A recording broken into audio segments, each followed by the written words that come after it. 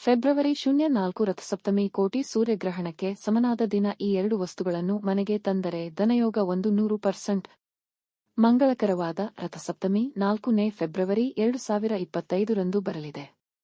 ಮಾದ ಶುದ್ಧ ಸಪ್ತಮಿಯನ್ನು ರಥಸಪ್ತಮಿ ಎಂದು ಕರೆಯಲಾಗುತ್ತದೆ.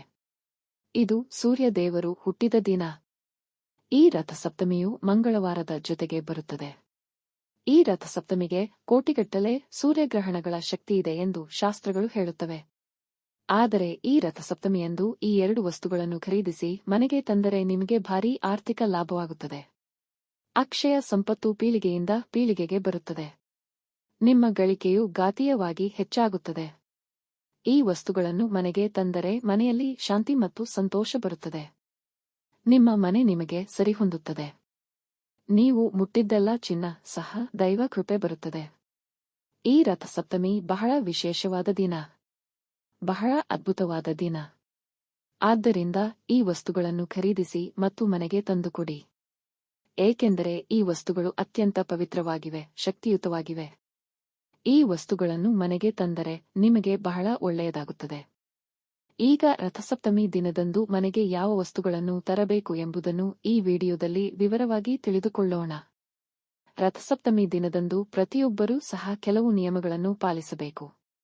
ಈ ರಥಸಪ್ತಮಿ ದಿನದಂದು ಅಮೃತ ಬಳ್ಳಿಯನ್ನು ಕೊಯ್ಯಬಾರದು. ಹಸಿರು ಕಿರೆ ಸೊಪ್ಪು ತಿನ್ನಬೇಡಿ. ರಥಸಪ್ತಮಿಯಂದು ಕಪ್ಪು ಬಣ್ಣದ ಬಟ್ಟೆ ಮತ್ತು ನೀಲಿ ಬಣ್ಣದ ಬಟ್ಟೆಗಳನ್ನು ಧರಿಸಬಾರದು. ಕೂದಲು ಕತ್ತರಿಸುವುದು, ಉಗುರು ಕತ್ತರಿಸುವುದು ಮುಂತಾದ ಕೆಲಸಗಳನ್ನು ಮಾಡಬೇಡಿ. ರಥಸಪ್ತಮಿ ದಿನ ಹೀಗೆ ಮಾಡಿದರೆ ದರಿದ್ರ ಕಾಡುತ್ತದೆ.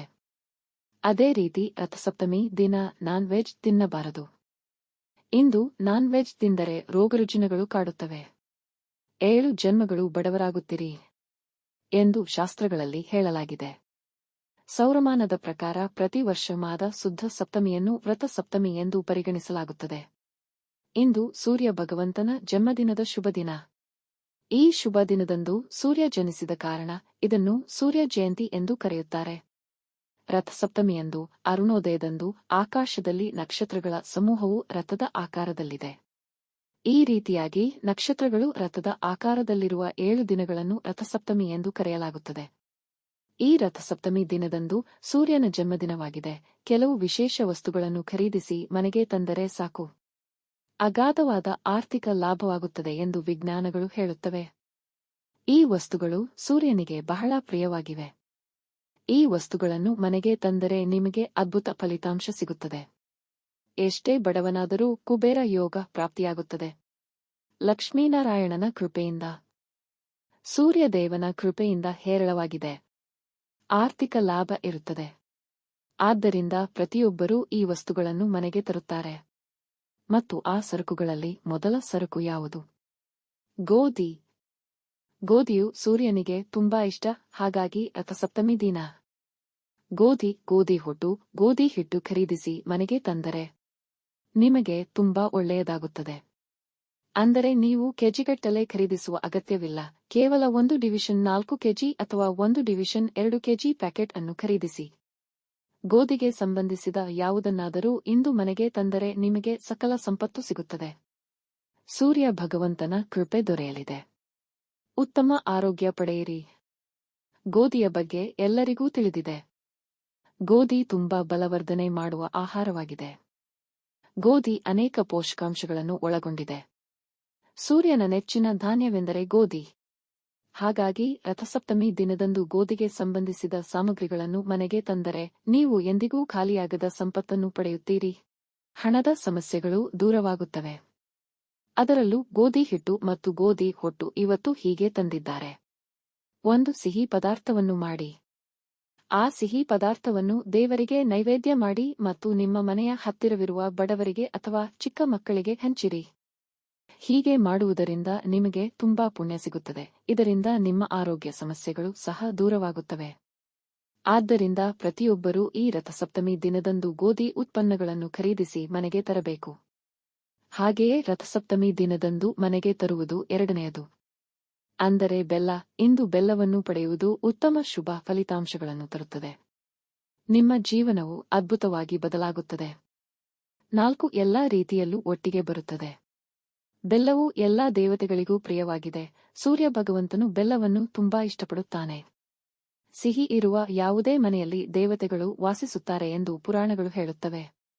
ಬೆಲ್ಲವು ಸಿಹಿ ಮತ್ತು ಸಿಹಿಯಾಗಿದೆ. ಬೆಲ್ಲವು ಅದ್ಭುತಗಳನ್ನು ಮಾಡಬಹುದು. ಇದು ನಮ್ಮ ಜೀವನವನ್ನು ಬದಲಾಯಿಸಬಹುದು ಮತ್ತು ನಮಗೆ ಹಣವನ್ನು ತರಬಹುದು. 4 ಕಡೆಯಿಂದ ಹಣ ಆಕರ್ಷಿಸಲು, ಹಣದ ಸಮಸ್ಯೆ ಹೋಗಲಾಡಿಸಲು ಬೆಲ್ಲ ತುಂಬಾ ಉಪಯುಕ್ತ. ಹಾಗಾಗಿ ಇವತ್ತು ನೀವು ಖಂಡಿತವಾಗಿ ಬೆಲ್ಲವನ್ನು ಪಡೆಯಬೇಕು ಮತ್ತು ಆ ಬೆಲ್ಲವನ್ನು ಇಂದೇ ನಿಮ್ಮ ನೈವೇದ್ಯಕ್ಕೆ ಸೇರಿಸಬೇಕು. ಅದನ್ನು ಸ್ವಾಮಿಗೆ ನಿವೇದಿಸಿ. ಉಳಿದ ಬೆಲ್ಲವನ್ನು ಅಡುಗೆಮನೆಯಲ್ಲಿ ಇಟ್ಟು ಅಡುಗೆಯಲ್ಲಿ ಬಳಸಿ. ನೀವು ಮನೆಯಲ್ಲಿ ದೀಪವನ್ನು ಪೂಜಿಸುವಿರಿ. ಬೆಲ್ಲವನ್ನು ದೀಪದ ರೂಪದಲ್ಲಿ ಇರಿಸಿ ಮತ್ತು ನೀವು ಮನೆಯಲ್ಲಿ ಅದೃಷ್ಟವನ್ನು ಪಡೆಯುತ್ತೀರಿ. ಬೆಲ್ಲ ಖರೀದಿಸಿ. ನಿಮ್ಮ ಮನೆಯಲ್ಲಿ ಈಗಾಗಲೇ ಬೆಲ್ಲ ಇದ್ದರೂ ಪರವಾಗಿಲ್ಲ, ಅದು ಚಿಕ್ಕ ಬೆಲ್ಲವಾಗಿದ್ದರೂ ಅದನ್ನು ಖರೀದಿಸಿ. ಒಂದು ಬೆಲ್ಲವನ್ನು ಇಂದು ಖರೀದಿಸುವುದು ನಿಮಗೆ ಉತ್ತಮ ಫಲಿತಾಂಶವನ್ನು ನೀಡುತ್ತದೆ. ಫಲಿತಾಂಶಗಳಿಂದ ನೀವು ಆಶ್ಚರ್ಯಚಕಿತರಾಗುತ್ತೀರಿ. ನಿಮ್ಮ ಆದಾಯವು ಹಣದಿಂದ ಹೆಚ್ಚಾಗುತ್ತದೆ. ಆರ್ಥಿಕ ಸಮಸ್ಯೆಗಳು ಬರುವುದಿಲ್ಲ. ಅಂತಿಮವಾಗಿ ಈ ರಥಸಪ್ತಮಿ ದಿನದಂದು ಮನೆಗೆ ತರಲು ಮೂರನೆಯದು ಯಾವುದು ಅಂದರೆ ದಾಲ್ಚಿನ್ನಿ ಕಡ್ಡಿ. ದಾಲ್ಚಿನ್ನಿ ಕಡ್ಡಿಯನ್ನು ಸಹ ಮನೆಗೆ ಖರೀದಿಸಬೇಕು. ಹೀಗೆ ಮಾಡುವುದರಿಂದ ಸೂರ್ಯನ ಕೃಪೆಗೆ ಪಾತ್ರರಾಗುತ್ತೀರಿ. ದಾಲ್ಚಿನ್ನಿ ಸಂಪತ್ತನ್ನು ಆಕರ್ಷಿಸುತ್ತದೆ. ತೊಂದರೆಗಳನ್ನು ನಿವಾರಿಸುತ್ತದೆ. ಶ್ರೀ ಸ್ವಾಮಿಯ ಅನುಗ್ರಹದಿಂದ ನೀವು ಮುಂದೆ ಹೋಗುತ್ತೀರಿ. ದಾಲ್ಚಿನ್ನಿ ಕಡ್ಡಿಯನ್ನು ಕೀಳಾಗಿ ನೋಡಬೇಡಿ. ದಾಲ್ಚಿನ್ನಿ ನಂಬಲಾಗದ ಶಕ್ತಿಯನ್ನು ಹೊಂದಿದೆ. ಮರವು ಆಹ್ಲಾದಕರ ಸುವಾಸನೆಯನ್ನು ಹೊಂದಿರುತ್ತದೆ. ಹಣವನ್ನು ಆಕರ್ಷಿಸುತ್ತದೆ. ನಿಮ್ಮ ನೋವುಗಳನ್ನು ನಿವಾರಿಸುತ್ತದೆ. ನಿಮ್ಮ ಜೀವನವನ್ನು ಮಾಂತ್ರಿಕವಾಗಿ ಬದಲಾಯಿಸುತ್ತದೆ. ಯಾವುದಕ್ಕೂ ₹1 ಹಾಕಿದರೆ ದಾಲ್ಚಿನ್ನಿ ಕಡ್ಡಿ ಸಿಗುತ್ತದೆ.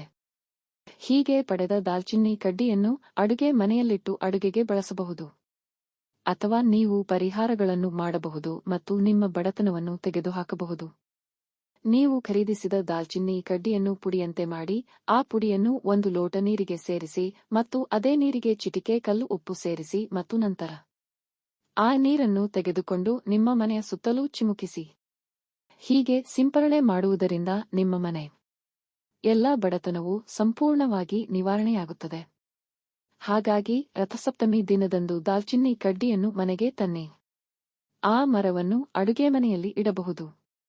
ಅಥವಾ ಪರಿಹಾರಕ್ಕಾಗಿ ಸಹ ಗೋಧಿ, ಬೆಲ್ಲ ಮತ್ತು ದಾಲ್ಚಿನ್ನಿ ಈ ಮೂರರಲ್ಲಿ ಯಾವುದಾದರೂ 2ನ್ನು ಈ ರಥಸಪ್ತಮಿ ದಿನದಂದು ಖರೀದಿಸಿ ಮನೆಗೆ ತರಬೇಕು. ಅಂದರೆ ನಿಮ್ಮ ಇಚ್ಛೆಯಂತೆ ಮತ್ತು ನಿಮ್ಮ ಅಗತ್ಯಕ್ಕೆ ಅನುಗುಣವಾಗಿ 2 ವಸ್ತುಗಳನ್ನು ಖರೀದಿಸಿ ಮನೆಗೆ ತಂದರೆ ನಿಮಗೆ ಒಳ್ಳೆಯದು ಸಂಭವಿಸುತ್ತದೆ. ಹಣದ ಸಮಸ್ಯೆಗಳು ದೂರವಾಗುತ್ತವೆ.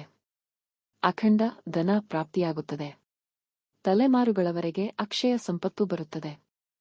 ಜೊತೆಗೆ ಸೂರ್ಯದೇವನ ಕೃಪೆಯೂ ದೊರೆಯುತ್ತದೆ.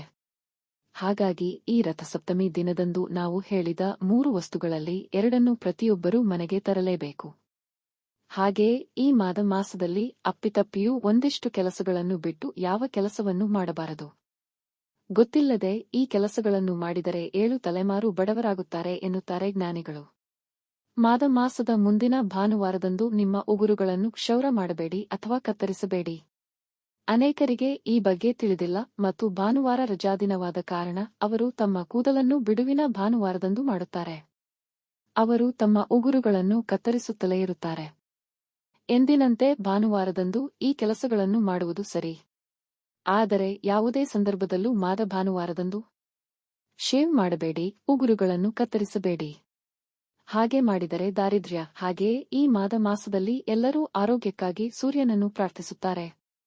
ಈ ತಪ್ಪನ್ನು ಅರಿಯದೆ ಹೋದರೆ ಪುಣ್ಯ ಸಿಗುವುದಿಲ್ಲ, ಪಾಪ ಬರುತ್ತದೆ. ಹಾಗೆಯೇ ಮಾಸದಲ್ಲಿ ಭಾನುವಾರ ಮಾಂಸಾಹಾರ, ಮದ್ಯ, ಜೂಜಾಟದಲ್ಲಿ ತೊಡಗಬಾರದು. ಇದನ್ನು ಅನೇಕರು ತಿಳಿದುಕೊಂಡು ತಿನ್ನುವುದಿಲ್ಲ.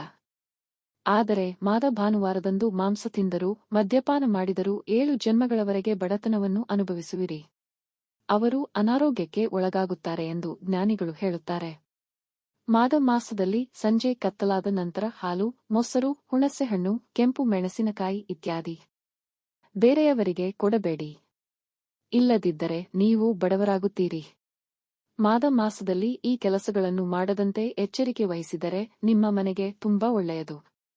ಇದರಿಂದ ಯಾವುದೇ ಆರ್ಥಿಕ ಸಮಸ್ಯೆಗಳು ಮತ್ತು ಆರೋಗ್ಯ ಸಮಸ್ಯೆಗಳು ದೂರವಾಗುತ್ತವೆ. ಹಾಗಾಗಿ ಮಾಸದಲ್ಲಿ ಈ ತಪ್ಪು ಕೆಲಸಗಳನ್ನು ಮಾಡದಂತೆ ಎಲ್ಲರೂ ಎಚ್ಚರಿಕೆ ವಹಿಸಬೇಕು.